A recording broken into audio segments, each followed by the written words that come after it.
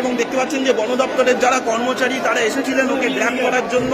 দেখাবো এই মুহূর্তে কিন্তু ও আবার চলে গেছে, গ্রাউন্ড ফ্লোরে চলে গেছে। হনুমান এখন গ্রাউন্ড ফ্লোরে, আর সেই ছবি আপনাদের দেখাচ্ছি এক্সক্লুসিভলি। এবং ও কিন্তু বাইরে বেরিয়ে গেছে, ও কিন্তু বাইরে বেরিয়ে